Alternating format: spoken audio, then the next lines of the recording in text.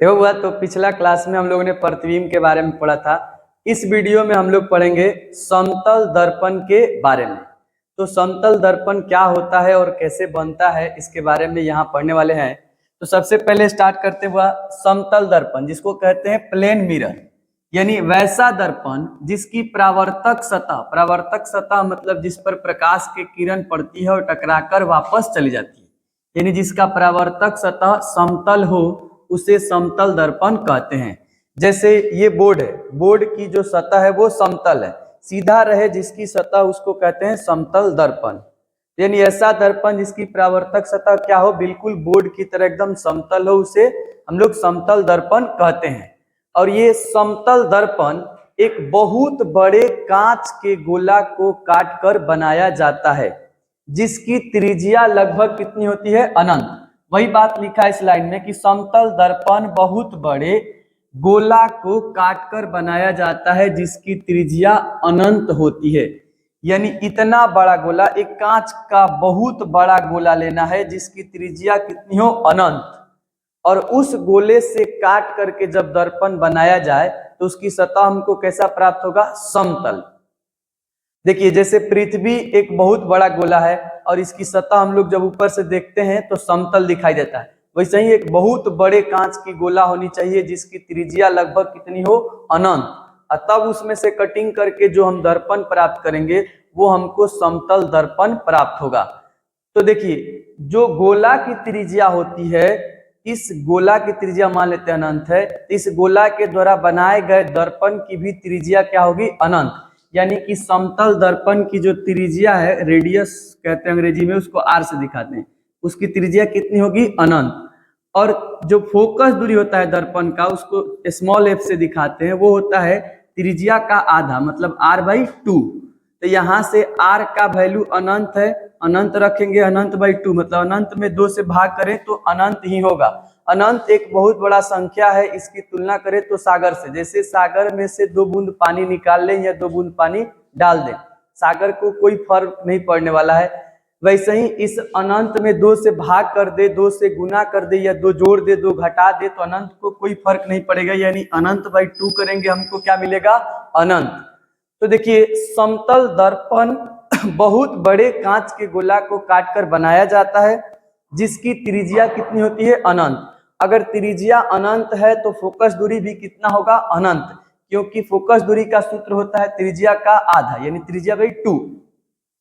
इससे समतल दर्पण से एक क्वेश्चन पूछा जाता है कि समतल दर्पण की त्रिज्या क्या होती है। जैसे यहाँ पर देखिए क्वेश्चन है, समतल दर्पण की वक्रता त्रिज्या को ये बड़ा वाला आर या स्मॉल आर से दिखाएंगे।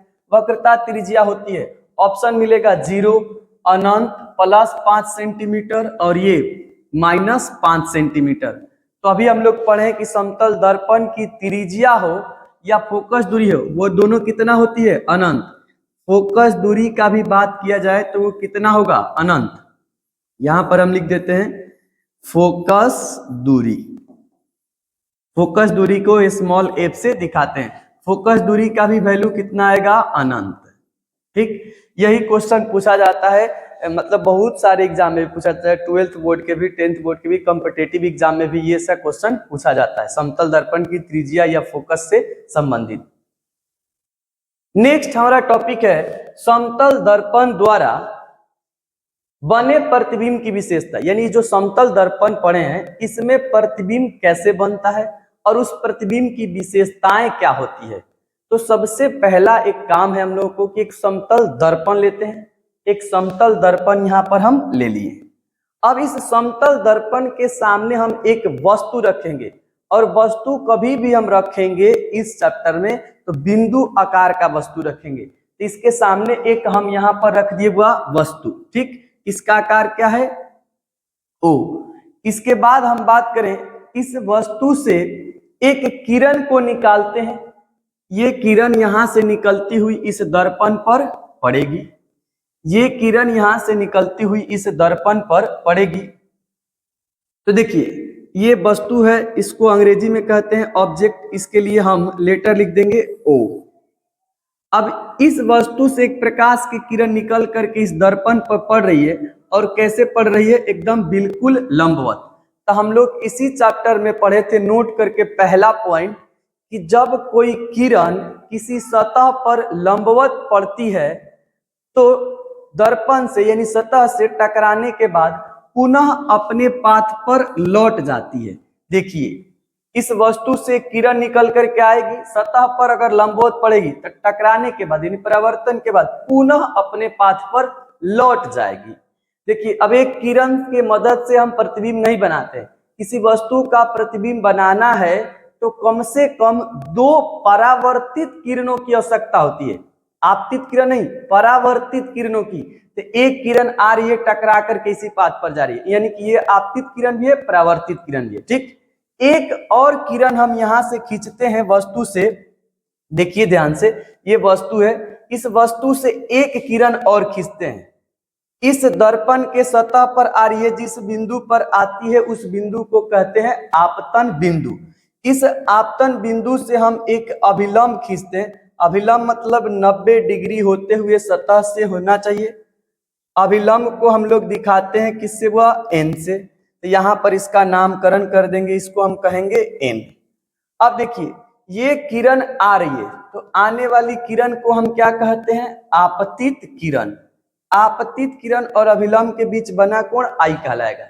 अभिलंब से आई कोण पर आ रही है, मतलब जितना के कोण पर आ रही है, परावर्तन के बाद उतना ही के कोण पर दर्पण से टकरा करके जाएगी भी। देखिए, ये परावर्तन के बाद किरण ऐसे निकलेगी, किरण यहां से ऐसे निकलेगी। यहां पर ये जो अभिलंब है और ये परावर्तित किरण है, इसके बीच बना कोण आर कहलाएगा। तो एक वस्तु रखे हैं हम यहां पर, इस वस्तु से एक किरण सतह पर लंबवत आई, टकराने के बाद पुनः अपने पाथ पर लौट गई। एक और किरण इस बिंदु से सतह पर आई, वो लंबवत नहीं आई, वो अभिलंब के साथ आई कोण पर आई। तो दर्पण पर टकराने के बाद पुनः समान कोण से परावर्तित हो गई। ठीक, अब देखिए, ये एक परावर्तित किरण यहां जा रही है टकराने के बाद, एक ये परावर्तित किरण टकराने के बाद जा रही है। दोनों परावर्तित किरणों को हम आगे की ओर बढ़ा रहे हैं। देखिए, तो दोनों किरणों के जो बीच की दूरी है वो जितने आगे जा रहे हैं उतने ही बढ़ते जा रही है, यानी ये दोनों किरणें आगे एक दूसरे को नहीं काट सकती है, यानी कि इस साइड नहीं काट सकती है तो इधर प्रतिबिंब नहीं बन सकता है। तो हम एक काम करते हैं, हम कल्पना करेंगे कि ये जो परावर्तित किरण है इसको पीछे की ओर ले चलते हैं काल्पनिक रेखा के मदद से। काल्पनिक रेखा को डैश डैश की सहायता से दिखाया जाता है। यहाँ पर हम काल्पनिक रेखा, ये भी परावर्तित किरण को हम पीछे की ओर काल्पनिक रेखा की मदद से खींच रहे हैं। अब ये दोनों रेखाएं एक दूसरे को जहां पर काटेगी, चाहिए दोनों रेखाएं एक दूसरे से जहां पर मिलेगी, वहीं पर इस वस्तु का प्रतिबिंब बनेगा, यानी कि यहां पर बन जाएगा इस वस्तु का प्रतिबिंब। प्रतिबिंब को इंग्लिश में इमेज कहते हैं, तो इसको दिखाएंगे आई से। देखिए ध्यान से, इधर प्रतिबिंब बनना वास्तव में जो किरण जा रही थी टकरा करके, वास्तविक किरण के द्वारा संभव नहीं था, क्योंकि एक दूसरे को काट नहीं सकती, इधर दूरी बढ़ रहा है। तो हम इन दोनों किरणों को पीछा कल्पना किए डैश डैश से मिलाएं तो एक दूसरे के दोनों काट दी, जहां पर दोनों काटी किरण वहीं पर बन गया प्रतिबिंब। प्रतिबिंब काल्पनिक रेखाओं के सहायता से बना है तो प्रतिबिंब काल्पनिक होगा। अब देखिए, ये वस्तु है, इसको ओ से दिखा रहे हैं, प्रतिबिंब है, इसको आई से दिखा रहे हैं। ये दर्पण पर एक बिंदु ले रहे हैं जिसको एम से दिखाएंगे, मिरर पर का बिंदु को एम से। ठीक है, अब इन जो प्रतिबिंब बन रहा है ये कैसा बन रहा है भाई, आभासी कहो या काल्पनिक कहो। और आभासी या काल्पनिक प्रतिबिंब वस्तु की अपेक्षा हमेशा सीधा होता है, यानी वस्तु का नोक इधर ऊपर होगा तो यहाँ भी नोक ऊपर होगा। और इसमें जो प्रतिबिंब बनता है वो वस्तु के आकार के बराबर बनता है। जैसे यहाँ 1 नंबर हम लोग पॉइंट पढ़ेंगे कि प्रतिबिंब की प्रकृति, किस तरह का प्रतिबिंब बन रहा है। तो प्रतिबिंब आभासी बन रहा है क्योंकि आभासी रेखाओं काल्पनिक रेखाओं कटने से बन रहा है, और आभासी या काल्पनिक प्रतिबिंब हमेशा सीधा होता है। ये भी हम लोग प्रतिबिंब वाला में देखे थे। वस्तु के आकार के बराबर जो प्रतिबिंब बनेगा, यानी जो उस साइड प्रतिबिंब बन रहा है, अगर हम मान लेते हैं कि इधर एक गोला होगा 5 सेंटीमीटर त्रिज्या का, तो उधर भी 5 सेंटीमीटर त्रिज्या का एक गोला बनेगा। दूसरा नंबर है कि प्रतिबिंब की जो दूरी होगी, कहां से भाई, प्रतिबिंब की दूरी, इस दर्पण से प्रतिबिंब की दूरी वो दर्पण से वस्तु की दूरी के बराबर होगी। मतलब दर्पण से जितना दूरी पर प्रतिबिंब होगा दर्पण से उतना ही दूरी पर वस्तु होगा। ये दोनों दूरी आपस में क्या होंगे, बराबर, यानी m से लेकर I तक का दूरी m से लेकर O तक के दूरी के होगा बराबर। यहाँ पर लिख सकते हैं हम m से I is equal to m से O, मतलब मिरर से इमेज तक का दूरी मिरर से ऑब्जेक्ट तक की दूरी के बराबर होगा। तीसरा पॉइंट क्या है, इसको ध्यान से देखते हैं। प्रतिबिंब पार्श्व परिवर्तित होता है। इसको पढ़ते हुए पा आधा र आधा स तब व, पढ़ने का तरीका यही है, पा आधा र आधा स तब व। प्रतिबिंब पार्श्व परिवर्तित होता है, इसका मतलब अर्थात देखिए वस्तु का दायां, दायां मतलब राइट, जो वस्तु का दायां हिस्सा होगा प्रतिबिंब का बायां होता है, मतलब लेफ्ट। जो वस्तु में दाएं साइड होगा वही प्रतिबिंब में हो जाएगा बाएं साइड, यानी लेफ्ट साइड। आगे और क्या लिखा है, और वस्तु या नहीं ये नहीं, और वस्तु का, यहां पर होना चाहिए का, और वस्तु का बायां प्रतिबिंब का दायां हो जाता है। इसको हम लोग समझते हैं कि ये पार्श्व परिवर्तन क्या होता है। यहाँ पर लिखा भी गया है कि वस्तु का दायां प्रतिबिंब का बायां हो जाता है और वस्तु का बायां प्रतिबिंब का दायां हो जाता है, यानी लेफ्ट वाला साइड उधर राइट में दिखेगा, इसका राइट वाला साइड इधर लेफ्ट में दिखेगा। आइए इसको एक इमेज से समझते हैं। हम एक यहाँ पर बना लिए दर्पण, ठीक, समतल दर्पण है। इस दर्पण के सामने हम एक लेटर रख रहे हैं, जैसे देखिए इसी को वस्तु मान रहे, एक आर है। अब आर के सामने हम अपने आप को ठीक खड़ा कर लिए, देखिए ध्यान से। मेरा दाहिना हाथ इधर है, इसको राइट कहेंगे, मेरा बायां हाथ इधर, इसको लेफ्ट कहेंगे। तो देखिए इधर राइट यानी आर लिखे हुए हैं, इधर लेफ्ट यानी एल लिखे हुए हैं। मतलब ये आर के सीधा वाला लाइन लेफ्ट में, आर का जो इसे गोलाई है वो राइट में है। इस आर का हम एक प्रतिबिंब बना रहे हैं, देखिए ध्यान से। इस आर का प्रतिबिंब ऐसे बनेगा, मतलब गौर कीजिए, एक समतल दर्पण के सामने एक लेटर आर रखे, आर के लेफ्ट साइड में सीधा लाइन है, आर के लेफ्ट साइड में सीधा लाइन है। तो ये सीधा लाइन जो है प्रतिबिंब में देखिए कहाँ है, राइट साइड में। यही चीज हम बताना चाह रहे हैं कि जो वस्तु का लेफ्ट का हिस्सा होगा वो प्रतिबिंब का राइट का हिस्सा हो जाएगा। अभी सीधा वाला वस्तु का लेफ्ट में है, सीधा वाला कहाँ चला गया, राइट में। इसी को कहते हैं वस्तु का दायां हिस्सा, इधर ये दायां है, दायां हिस्सा प्रतिबिंब का बायां हो जाता है, गोलाई गोलाई वाला हो गया। और वस्तु का बायां हिस्सा, बायां मतलब लेफ्ट वाला, प्रतिबिंब का दायां हो जाता है। और जब कभी हम लोग भी अपना इमेज समतल दर्पण में देखते हैं तो मेरा ये आप लोग देखिएगा, ये दायां हाथ इस साइड आ जाएगा, बाएं की ओर आ जाएगा, और बायां हाथ जो है वो दाएं साइड आ जाएगा। इसी को कहते हैं पार्श्व परिवर्तन।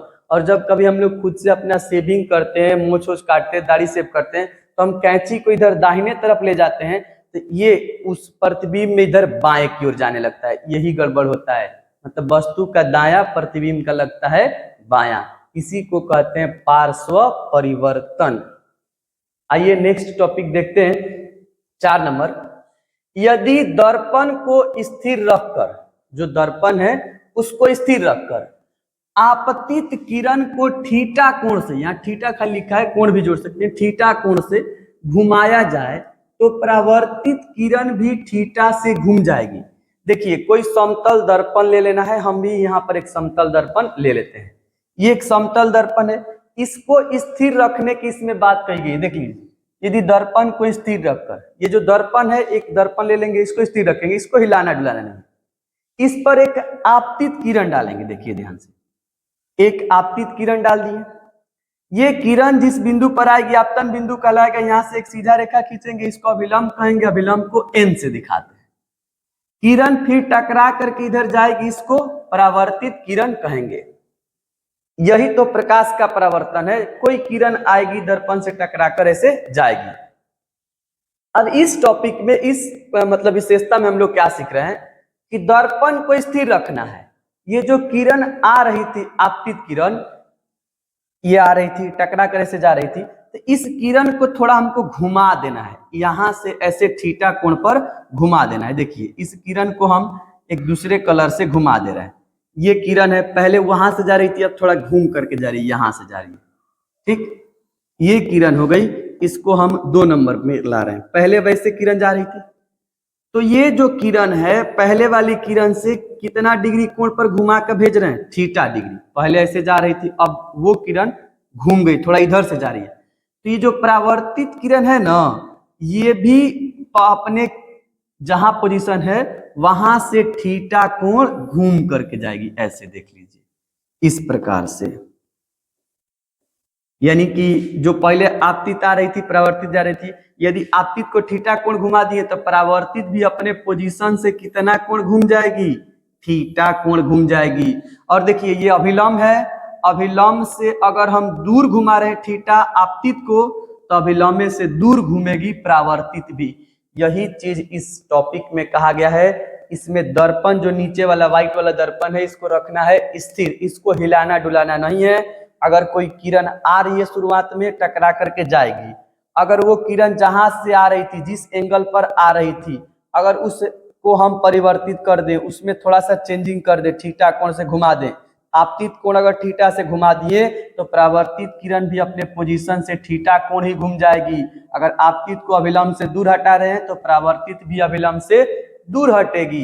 यही इस प्रॉपर्टी में कहा गया है कि दर्पण को स्थिर रखकर आपतित किरण को थीटा से घुमाओगे तो परावर्तित किरण भी थीटा से घूम जाएगी।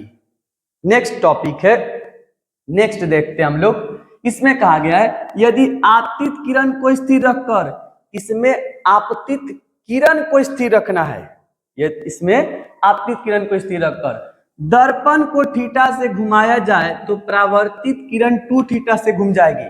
ध्यान रखिए, वो जो पहला बात था उसके ठीक उल्टा है। इसमें हम लोग को किरण जो आ रही है इसको हिलाना डुलाना नहीं है, सेम रखना है। जो दर्पण है इसको क्या करना है, घुमाना है। तो सबसे पहले हम एक काम करते हैं, एक समतल दर्पण बना लेते हैं। दर्पण को यहाँ एम मतलब मिरर मतलब दर्पण से दिखाएं, एम से। इस पर एक किरण को हम डाल रहे हैं, देखिए ध्यान से, एक आपतित किरण यहाँ से आ रही है। सतह पर जिस बिंदु पर आएगी उसे आपतन बिंदु कहेंगे। यहां से एक हम अभिलंब खींच देते हैं, इसे अभिलंब को एन से दिखाते हैं। ये अगर किरण आ रही है तो दर्पण से टकरा करके इधर जाएगी।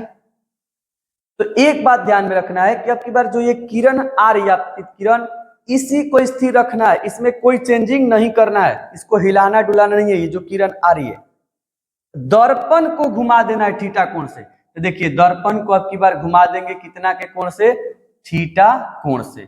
ये एक हम दर्पण बना ले रहे हैं, फिर से देखिएगा थोड़ा ध्यान से। एक दर्पण बना रहे हैं, इसका नीचे वाला जो सतह है उसको क्या कर दे रहे हैं, रूखड़ा कर दे रहे हैं। ये दर्पण है, पहले व्हाइट वाला दर्पण था, अब इसको घुमा दिए हम, एम डैश कर दिए।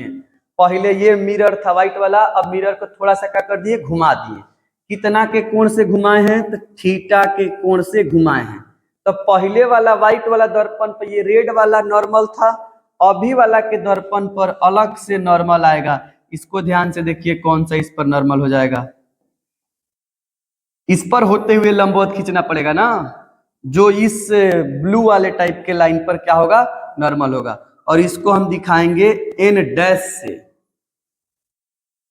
पहले वाले मिरर का जो अभिलंब था वो एन से, अभी वाले जो मिरर यानी एम डैश है उसका अभिलंब एन डैश से। तो देखिए अब ये अभी आ गया अभिलंब यहाँ, आपतित किरण यहाँ, कोण क्या हो गया, कम हो गया। तो अब इसका भी कोण हमको कम करना पड़ेगा। ध्यान से देखिएगा, अब क्या हुआ है भाई, पहले दर्पण व्हाइट वाला था, अब दर्पण हो गया ब्लू वाला।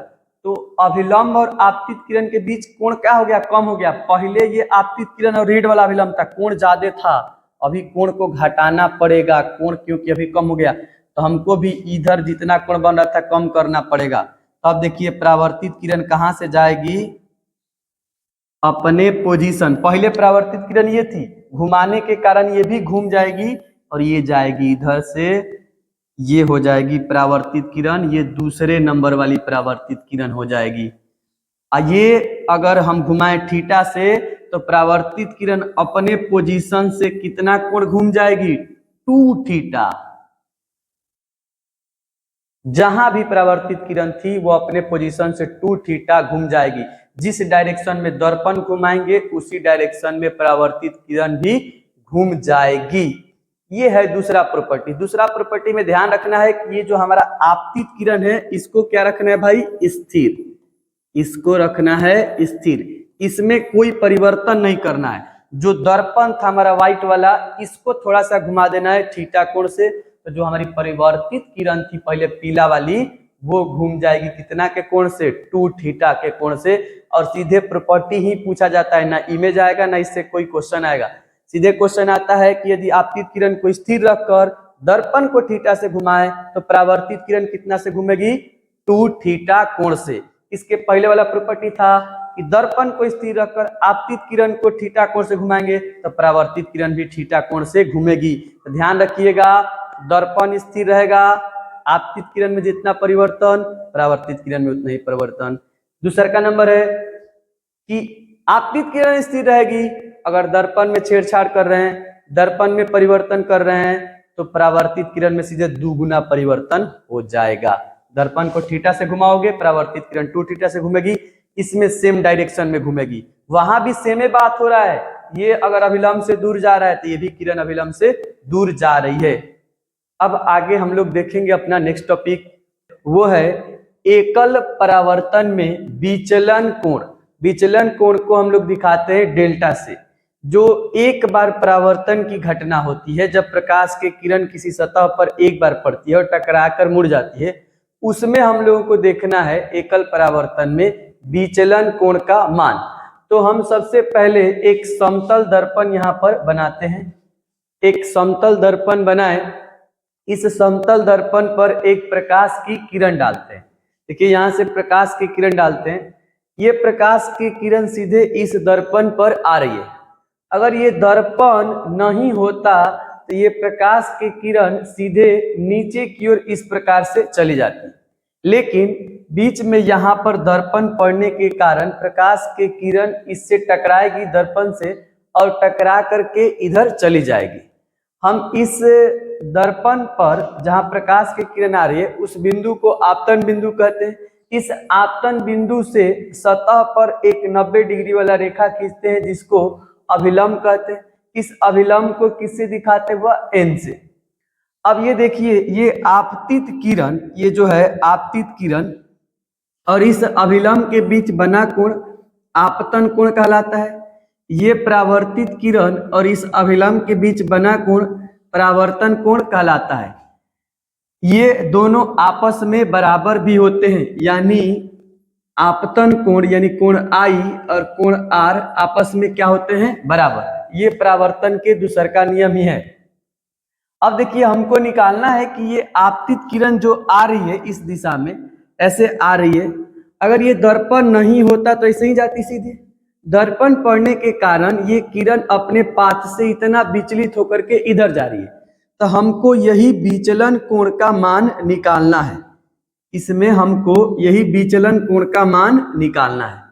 ये किरण अपने पाथ से, ये जो पाथ है इसके यहां से इतना मुड़ करके जा रही है, इसी को हम कहते हैं विचलन कोण, और विचलन कोण को डिनोट करते हैं डेल्टा से। तो ये कोण हमको निकालना है, जितना किरण अपने पाथ से इधर मुड़ गई है। तो यहां से काम करते हैं। सबसे पहला काम, ये जो आपतित किरण ऐसे सीधे आगे की ओर बढ़ाए हैं, ये एक सीधा रेखा का निर्माण कर रही है, और इस सीधा रेखा पर, किसी भी सीधा रेखा पर बना टोटल कोण कितना होता है, 180 डिग्री। तो यहाँ पर टोटल कोण का मान हो जाएगा 180 डिग्री। इस टोटल कोण के मान में से, ये पूरा टोटल कोण के मान में से जितना रेड वाला बन रहा है 180 डिग्री, उसमें से हम इधर वाला कोण को हटा दें। मतलब यहां से लेकर यहां तक आई और यहां से लेकर यहां तक आर, ये आई और आर दोनों को हटा दे तो ये हमारा नीचे का कोण कौन बन जाएगा, डेल्टा बच जाएगा। देखिए, आई आर और ये डेल्टा तीनों मिलाकर कितना बना रहे हैं, 180 डिग्री। 180 में से हम आई और आर को घटा लेते हैं, यानी कि माइनस कर लेंगे आई प्लस आर। इन दोनों को हटा लेंगे तो हमारा कौन सा कोण बच जाएगा, डेल्टा। यानी डेल्टा मतलब विचलन कोण का मान निकल जाएगा हमारा। डेल्टा इज इक्वल टू आएगा यहाँ से 180 डिग्री माइनस आई, और आर किसके बराबर है, आई के, तो आर के जगह भी रख देंगे आई। यानी यहां से आएगा delta is equal to 180 degree minus I और आई मिलकर के कितना हो जाएगा 2i। तो इसको याद रखिएगा फॉर्मूला के तौर पर कि विचलन कोण का मान यानी डेल्टा का मान कितना होगा, तो 180 डिग्री माइनस 2i, जहां i होता है आपतन कोण। इस आपतन कोण की जगह परावर्तन कोण भी रख सकते हैं, यानी इस i के जगह r भी रख सकते हैं। और उस स्थिति में फॉर्मूला बनाएंगे हम लोग डेल्टा इज इक्वल टू, यानी विचलन कोण का मान delta is equal to 180 degree minus 2r। I भी रख सकता है, आर भी रख सकता है, क्योंकि आपतन कोण और परावर्तन कोण दोनों क्या होते हैं, आपस में बराबर होते हैं। और यही चीज हम लोग देखे थे पिछले क्लास में कि जब प्रकाश की किरण किसी सतह से टकराकर इधर मुड़कर जाती है, यानी परावर्तन की घटना में देखे थे प्रकाश की चाल, प्रकाश की तरंगदैर्घ्य, प्रकाश की आवृत्ति, ये तीनों राशि नहीं बदलती है और प्रकाश की कला बदलती है, यानी प्रकाश अपने दिशा से मुड़ करके किसी और दिशा में जाता है। तो ये कला परिवर्तन कहिए या एकल परावर्तन में विचलन कोण कहिए, दोनों सेम चीज ही है।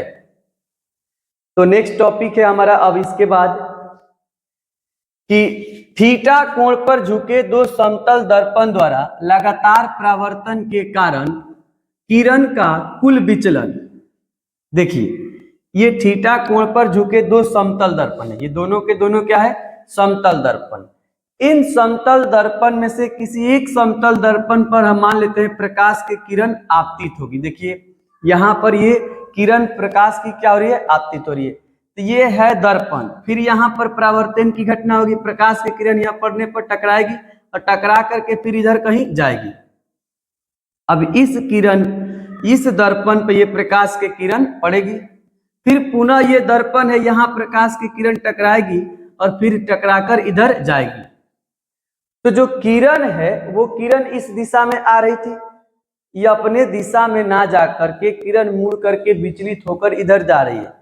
तो किरण के दिशा में जो विचलन होता है उसको हम लोग दिखाते हैं डेल्टा से, और इस स्थिति में डेल्टा का मान आ जाएगा 360 degree minus 2 theta, 360 degree minus 2 theta, यानी डबल परावर्तन होगा। जब दो बार लगातार परावर्तन की घटनाएं होगी उस स्थिति में किरण द्वारा कुल विचलन निकालना होगा। तो ये निकलेगा 360 डिग्री माइनस 2 थीटा, जहां थीटा होता है दोनों दर्पणों के बीच के कोण। यहाँ पर आपतन कोण यानी आई और परावर्तन कोण यानी आर, इससे कोई मतलब नहीं है इस स्थिति में।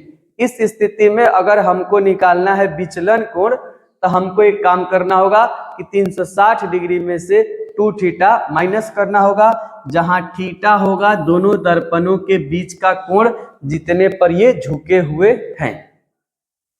अब नेक्स्ट टॉपिक है हमारा कि जो समतल दर्पण होता है उसकी क्षमता। तो क्षमता की फॉर्मूला होता है 1/, फोकस दूरी।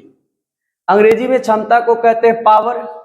पावर बराबर 1/, फोकल लेंथ। फोकल लेंथ मतलब फोकस दूरी। पावर का सिंबल है, सांकेतिक रूप में इसको दर्शाते हैं P से। 1/, फोकल लेंथ यानी फोकस दूरी को दिखाते हैं छोटा वाला f से। अब देखिए समतल दर्पण जो है वो एक बहुत बड़े कांच के गोला को काट करके बनाया जाता है, जिसकी त्रिज्या लगभग होती है कितनी, अनंत, यानी त्रिज्या होती है अनंत। और इसका फोकस दूरी भी हम लोग निकाले थे, कितना आया था, अनंत। तो समतल दर्पण की वक्रता त्रिज्या या फोकस दूरी दोनों क्या होता है, अनंत। तब इस सूत्र में हम लोग P इज इक्वल टू रखेंगे 1/, f का वैल्यू, फोकस दूरी का वैल्यू क्या रखेंगे, अनंत। तो P इज इक्वल टू 1/, अनंत। देखिए ऊपर कोई भी संख्या हो, कुछ भी लिखा हो, नीचे अनंत रहे, इसका वैल्यू आता है 0। इसको याद रखिएगा आप लोग, ऊपर कुछ भी लिखा हो, नीचे अनंत, यानी किसी भी संख्या में, किसी भी फंक्शन में, किसी चीज में अनंत से भाग लगाएंगे नहीं लगेगा, इसका रिजल्ट क्या मिलेगा, 0। और एक चीज याद रखिएगा, ऊपर लिखा हुआ है कुछ और इसमें हम 0 से भाग लगाएं, इसका भी वैल्यू क्या होता है, अनंत, यानी अपरिभाषित।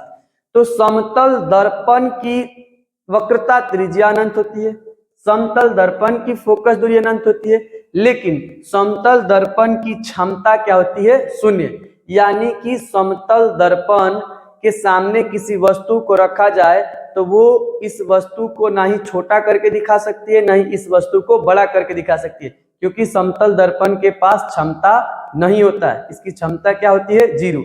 इसका मतलब जितना बड़ा वस्तु रहेगा उतना ही बड़ा प्रतिबिंब बनेगा।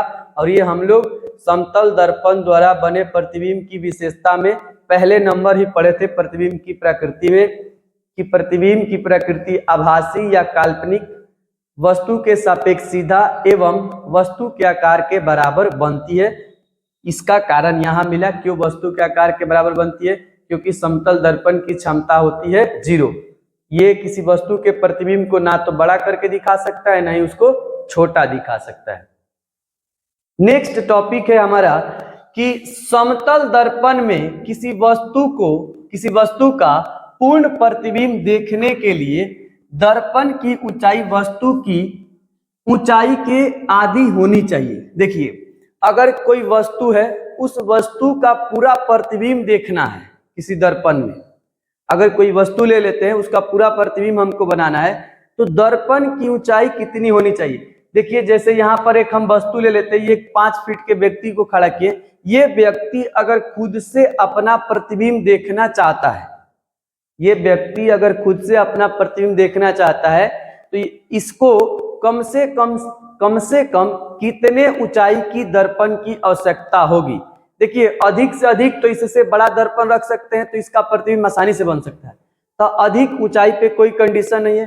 कंडीशन है कि कम से कम, यानी छोटा से छोटा कितना छोटा दर्पण रखें ताकि इसका पूरा प्रतिबिंब बन सके। तो इसके सामने हमको एक दर्पण रखना होगा, जैसे ये समतल दर्पण। इसकी ऊंचाई, इस व्यक्ति की ऊंचाई की कितनी होनी चाहिए? आधी।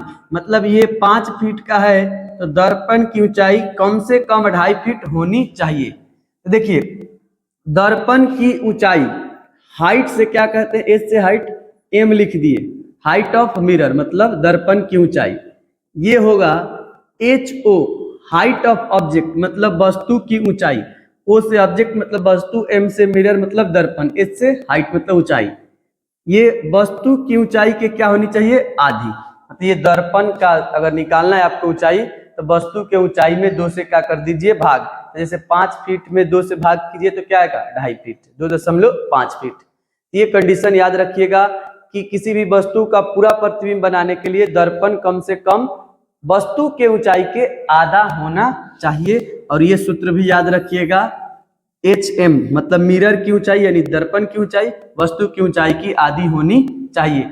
और ये स्थिति तभी लागू होता है जब कोई व्यक्ति या जब कोई वस्तु अपना प्रतिबिंब खुद से देखना चाहता है तब। अगर किसी दूसरे व्यक्ति या किसी दूसरे वस्तु का प्रतिबिंब देखना हो तो उस स्थिति में ये नहीं लागू होता है। नेक्स्ट टॉपिक है हमारा कि यदि 2 समतल दर्पण थीटा कोण पर झुके हो तो उनके बीच रखे वस्तु का प्रतिबिंब की संख्या, मतलब 2 गो दर्पण होगा, इस प्रकार से दिखा देते हैं। ये दोनों दर्पण कितना के कोण पर झुके हुए? थीटा कोण पर झुके हुए। तो इन दोनों दर्पणों के बीच यदि हम कोई वस्तु रखते हैं, मान लीजिए एक हम वस्तु कोई इसमें रख देते हैं, एक वस्तु रखते हैं, तो इसके प्रतिबिंब की संख्या कितनी बनेगी? यहां से इसके बीच एक कोई वस्तु रख देते, यही इसको निकालने के लिए सबसे पहले हम एक संख्या निकालते हैं n, जहां n का फॉर्मूला है 360/थीटा। अब देखिए, ये जो 2 दर्पण है इसके बीच का कोण अलग अलग हो सकता है। जैसे एग्जांपल के तौर पर हम 60 डिग्री लिए, यानी कि इन दोनों दर्पणों के बीच का कोण कितना हो सकता है? 60 डिग्री। इन दोनों दर्पणों के बीच का कोण हम लिए 72 डिग्री, मतलब थीटा का मान 72 हो सकता है, 50 डिग्री, कुछ भी हो सकता है। ये तो अपने बनाने के हिसाब से कि कोण हम कितना बना रहे हैं। हम एग्जाम्पल के तौर पर यहाँ 3 कोण लिए हैं कि इन दर्पणों के बीच का कोण कितना है। एक बार 60 डिग्री, 72 डिग्री, 50 डिग्री। तो देखिए, हमको एक काम करना है, n निकालना है। n निकालेंगे तो इस वाले केस में 60 डिग्री वाले केस में हम निकालते हैं n। तो n बराबर लगाएंगे 360/60, ये कट के आ जाएगा, हमको मिलेगा 6। इस स्थिति में अगर n निकालना चाहते हैं तो 360 बट्टा में 72, यहां से काटेंगे तो 72 से 5 मर्त में कट जाएगा 360। इस स्थिति में अगर हम n निकालना चाहते हैं तो 360 बट्टा में 50, तो देखिए 0 से 0 कट जाएगा, बचेगा 36 बट्टा में 5, यानी इसको भाग लगाते हैं तो 36 यहाँ होगा, 7 5 35 और 1 36, तो 7 5 35 1 36, 7.1/5। तो अलग अलग कोण पर अलग अलग स्थिति हो रहा है, कभी 6 कभी 5 कभी पूर्णांक में। यानी देखिए अगर भाग पूरा पूरा लग जा रहा है तो या तो कोई सम संख्या प्राप्त होगा, कैसा संख्या प्राप्त होगा, सम, या भाग लग जा रहा है पूरा पूरा तो कभी विषम संख्या प्राप्त होगा। अगर भाग नहीं लगता है तो इस प्रकार से पूर्णांक में प्राप्त होगा। तो इस केस में यदि हम n निकालते हैं, n का मान अगर सम संख्या आ जाता है, देखिए पहला केस में लिखे यहाँ पर कि यदि n सम संख्या आए तो प्रतिबिंब की संख्या जो है वो n-1 या 360 बट्टा थीटा -1, क्योंकि n ही तो 360 बट्टा थीटा है, तो 360 बट्टा थीटा में से डायरेक्ट 1 घटाइए या n-1 कीजिए। इस स्थिति में देखिए हम यहाँ दो दर्पणों के बीच का कोण कितना बना है, 60। अब इन दोनों दर्पणों के बीच हम एक वस्तु इस प्रकार से रख देते हैं, तो इस वस्तु का प्रतिबिंब कुल कितना बनेगा, एक नीचे दर्पण है तो एक नीचे इस दर्पण में प्रतिबिंब बनेगा, एक इधर दर्पण है तो इस वस्तु का एक इधर प्रतिबिंब बनेगा। हो सकता है कि इसका हम प्रतिबिंब नीचे बना रहे हैं यहाँ पर कहीं पर, ये दर्पण इधर कहीं पर बना रहा है, तो ये दर्पण इस वस्तु को देखकर यहां बना है, ये दर्पण कहीं इसके प्रतिबिंब को देखकर कहीं और बना दे।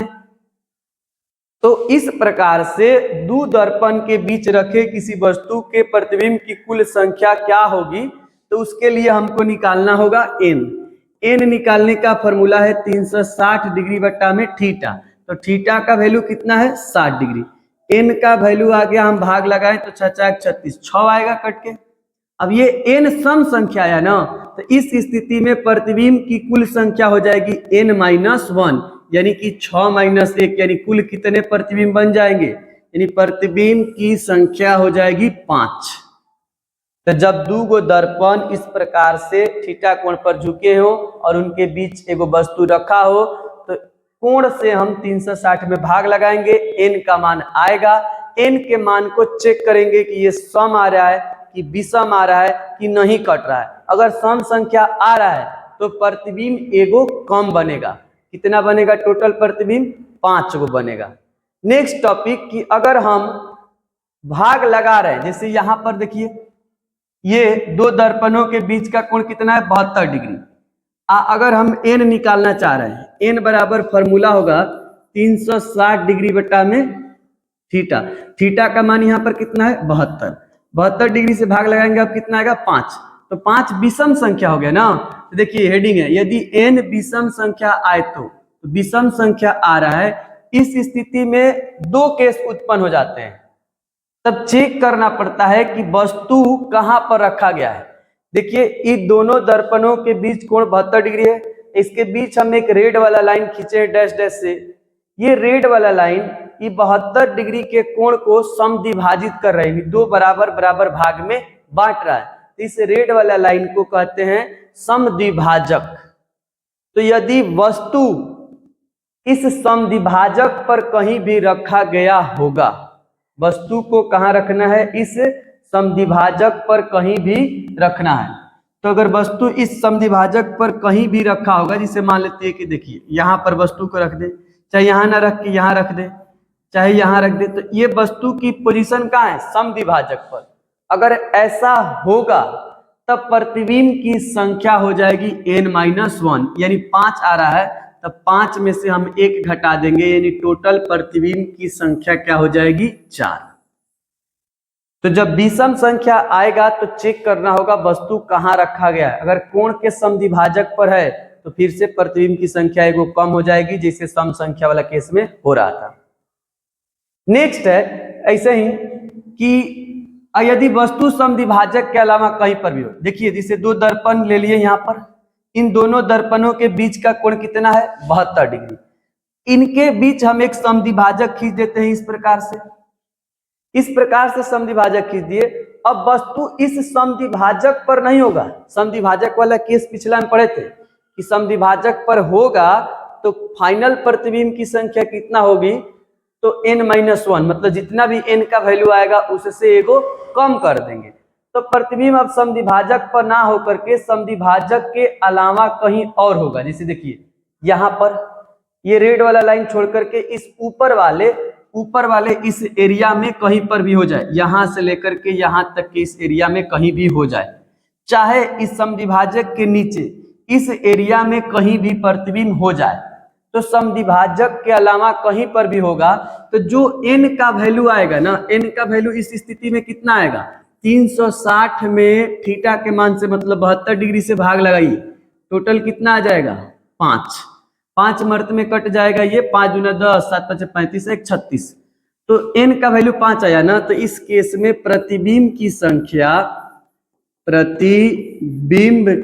संख्या हो जाएगी 5, यानी जो n आएगा वही हो जाएगा।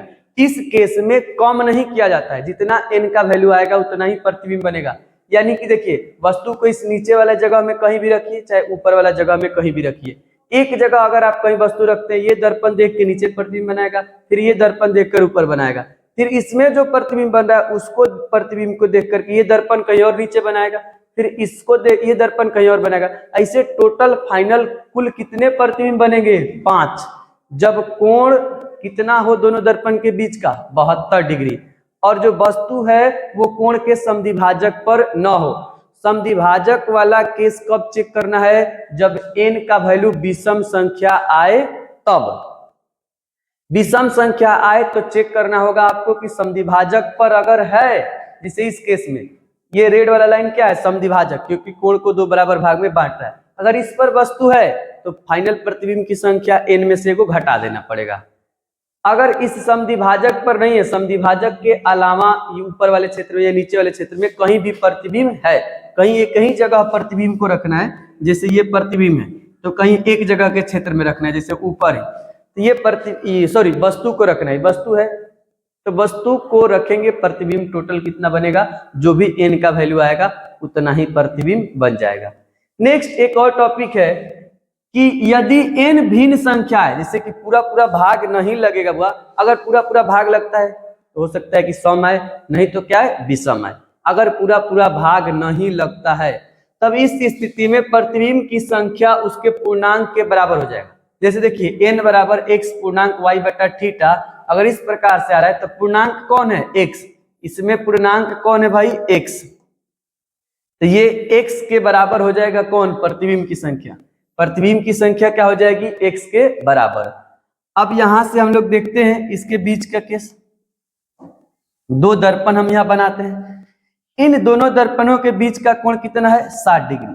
अब इनके बीच हम एक कोई वस्तु रख लेते हैं, तो सबसे पहला काम है हमको क्या निकालना है भाई, ये जो वस्तु रखे हैं इस वस्तु का कितना प्रतिबिंब बनेगा, तो एक नीचे दर्पण है नीचे बनाएगा, एक ऊपर दर्पण है ऊपर बनाएगा, ये दर्पण में अगर बनेगा प्रतिबिंब, इस प्रतिबिंब को देख करके ये दर्पण फिर अपने आप में बना देगा एक और प्रतिबिंब।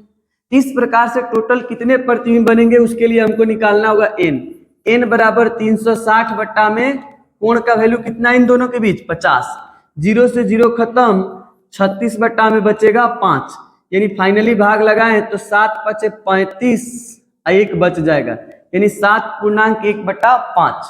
तो इस केस में कुल प्रतिबिंब की संख्या हो जाएगी, इसके पूर्णांक कितना है 7, यानी कुल प्रतिबिंबों की संख्या हो जाएगी 7।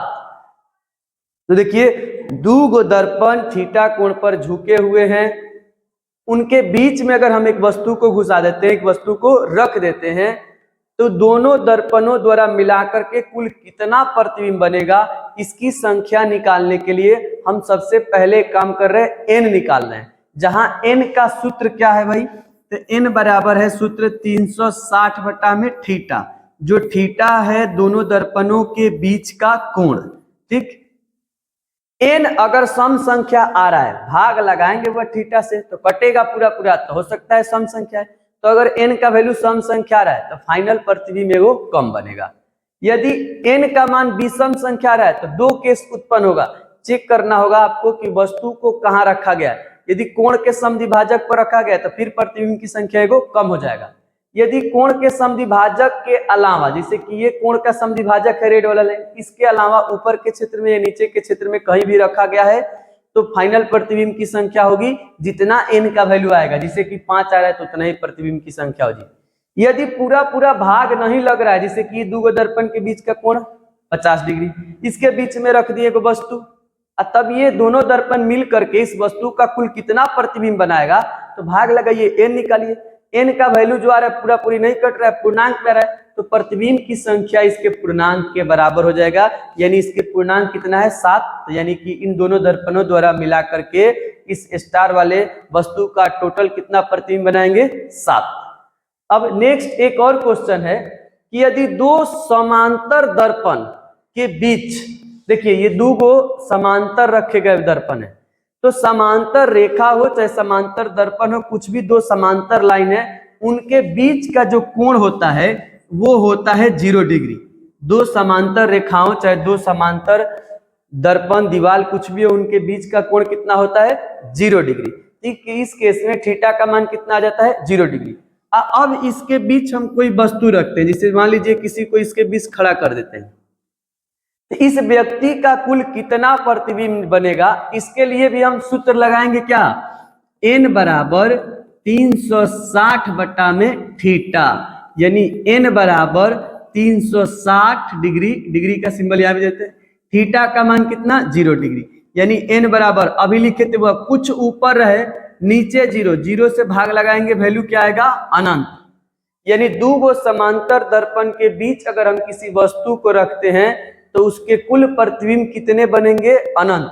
जैसे कि ये दर्पण में इस व्यक्ति का इस दर्पण में इधर प्रतिबिंब बनेगा, फिर इसी व्यक्ति का इस दर्पण में इधर प्रतिबिंब बनेगा, इस प्रतिबिंब को देख करके ये दर्पण फिर उधर बना देगा, फिर इस प्रतिबिंब को देख करके ये दर्पण फिर इधर बना देगा, ऐसे कुल कितने प्रतिबिंब बनते चले जाएंगे अनंत। और ऐसा आप लोगों को देखने को मिलेगा किसी सैलून में, जहां हजामत दाढ़ी बनवाते हैं, सैलून के दुकान में एक आपके सामने दर्पण लगाया जाता है और एक आपके पीछे, और खुद से आप अपना प्रतिबिंब देखते हैं तो बहुत सारे प्रतिबिंब बनते चला जाता है। जैसे हम लोग और उठ करके ऊंच होकर के देखने की कोशिश करते हैं, उतना ही प्रतिबिंब बनते चल जाता है, उतना ही प्रतिबिंब बनते चला जाता है। तो जब दो समांतर दर्पण हो और उसके बीच हम कोई वस्तु को रख दें तो इस केस में कुल प्रतिबिंब की संख्या कितनी बनेगी अनंत, यानी प्रतिबिंब बनते ही चल जाएगा, बनते ही चल जाएगा, आप जितना देखते रहिए बनते ही चल जाएगा, बनते ही चल जाएगा। तो देखिए हुआ। अब नेक्स्ट जो टॉपिक है ये समतल दर्पण का द्वारा चाहे समतल दर्पण के प्रतिबिंब की जो विशेषता हम लोग यहाँ पर देख रहे हैं कि समतल दर्पण प्रतिबिंब किस प्रकार से बना रहा है, उसका अगला टॉपिक है 11 नंबर। इसके बाद एक और टॉपिक है और इसके बाद समतल दर्पण और समतल दर्पण द्वारा बने प्रतिबिंब की सारी विशेषताएं समाप्त हो जाएगी। तो इसमें कहा गया है कि यदि समतल दर्पण, यानी दर्पण को ही समतल दर्पण, यदि दर्पण को स्थिर रखकर वस्तु को v वेग से x यूनिट विस्थापित किया जाए तो प्रतिबिंब भी v वेग से x यूनिट ही विस्थापित होगा। इसका मतलब कि यदि हम किसी समतल दर्पण के सामने, एक समतल दर्पण यहाँ पर हम बना देते हैं, इस समतल दर्पण के सामने अगर हम कोई वस्तु एक रखते हैं इस प्रकार से, देखिए, तो इसका जो प्रतिबिंब बनेगा यहाँ पर बनेगा। एक समतल दर्पण रखें, समतल दर्पण के सामने एक वस्तु रखें, इसका प्रतिबिंब यहाँ पर बन गया। तो यदि हम इस वस्तु को, इसको क्या करें, वस्तु ये है प्रतिबिंब, इसको O मतलब ऑब्जेक्ट, ये I मतलब इमेज। तो इस अगर हम वस्तु को v वेग से, कितना के वेग से हुआ, v वेग से कितना दूरी विस्थापित कर दे x यूनिट, मतलब यहां से हम एक दूरी ले लेते हैं यहां तक, इस दूरी को कहेंगे x यूनिट, मतलब x इकाई। अगर इस वस्तु को यहां से हम ला दे विस्थापित करके यहां पर ला देते हैं, देखिए ध्यान से, इस वस्तु का प्रतिबिंब मान लेते हैं यहां पर बना देते हैं, ये नया वाला वस्तु यहां पर बन गया, इसका टोपी थोड़ा अलग कलर से कर देते हैं। ये जो विस्थापित प्रतिबिंब है वो, ये पहले वस्तु यहां था, वस्तु को हम विस्थापित कर दे इधर v वेग से, तो जो प्रतिबिंब है ना ये भी v वेग से ही विस्थापित होगा। कितना के वेग से, v वेग से, और कितना दूरी विस्थापित होगा, तो ये भी जो है ये भी x यूनिट ही विस्थापित होगा, ये भी उधर कितना दूर चला जाएगा, x यूनिट, यानी यहां से बढ़ करके x यूनिट दूर चला जाएगा।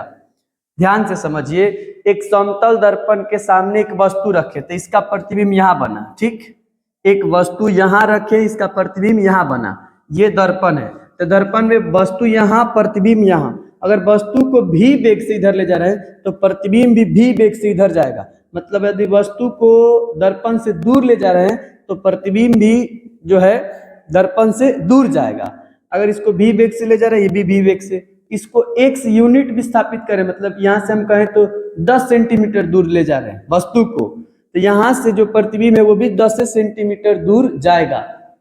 कहने का मतलब कि ये जो दर्पण है इसको स्थिर रख दिया जाए। दर्पण को कैसे रखना हुआ, स्थिर, दर्पण को हिलाना डुलाना नहीं है, जहां है वही रखना है।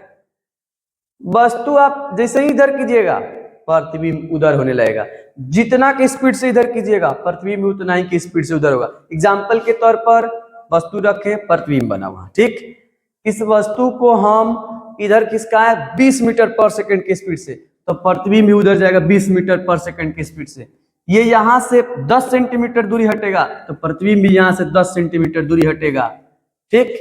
और एक नेक्स्ट टॉपिक है, इसमें हम लोग क्या करते हैं, देखिएगा, वस्तु को स्थिर रखकर, जो वस्तु है हमारा उस वस्तु को स्थिर रखना है और दर्पण को इस बार घुमाना है v वेग से x यूनिट, यूनिट का मतलब होता है वह इकाई, दूरी का कोई मात्रक नहीं लगा रहता है तो अपने से लगा देते हैं इकाई। तो जो वस्तु है उसको स्थिर रखकर दर्पण को इस बार घुमाना है, आगे बढ़ाना है, कितना के वेग से, v वेग से, और कितना दूरी, तो x यूनिट। तो जो हमारा प्रतिबिंब है वो सीधे दुगुना वेग से यानी 2v वेग से और दुगुना दूरी यानी 2x यूनिट विस्थापित हो जाएगा। देखिए यहां पर ध्यान से हम आप लोगों को दिखा रहे हैं,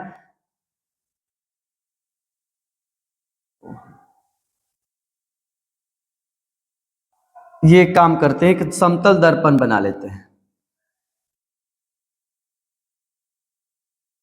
देखिए ये समतल दर्पण हो गया, इस पर एक सीधा लाइन खींच देते हैं इस प्रकार से, ठीक। इसके सामने हम एक वस्तु यहां पर रख देते हैं, वस्तु को उससे ऑब्जेक्ट दिखाएंगे, इसका जो प्रतिबिंब है ठीक इस साइड बनेगा, इसके प्रतिबिंब को हम इधर बना देते हैं। देखिए ध्यान से, यहां पर इसका प्रतिबिंब बन जाएगा, प्रतिबिंब को हम दिखाएंगे आई से, ठीक। ये जो वस्तु है इसको इस बार रखना है स्थिर, वस्तु को कैसे रखना है, स्थिर। ये जो दर्पण है इस दर्पण को यहां से मूव कराना है, कितना के वेग से, v वेग से। ये जो भी दर्पण है इस दर्पण को यहां से खिसकाकर आगे की ओर लेकर के चल जाना है हमको। देखिएगा ध्यान से, ये जो दर्पण है इसी दर्पण को हम यहां से खिसकाकर आगे की ओर लेकर चले गए, यहां से खिसका करके ले गए हैं, कितना के वेग से ले गए हैं भाई, v वेग से। तो ये जो हमारा प्रतिबिंब है ना ये आगे की ओर जाएगा, कितना के वेग से, 2v वेग से। अगर ये दर्पण यहां से यहां तक x यूनिट यहां कहें तो ये दूरी कितना है, x यूनिट विस्थापित हुआ है, तो हमारा जो प्रतिबिंब है वो यहां से 2x यूनिट विस्थापित हो जाएगा, यानी कि जो अगला हमारा प्रतिबिंब होगा वो सीधे दुगना दूरी पर प्राप्त होगा। देखिए ध्यान से, यहां चला जाएगा। समझिए बात को, वस्तु जहां है वहीं रखना है, ये वस्तु है, ये दर्पण है, ठीक।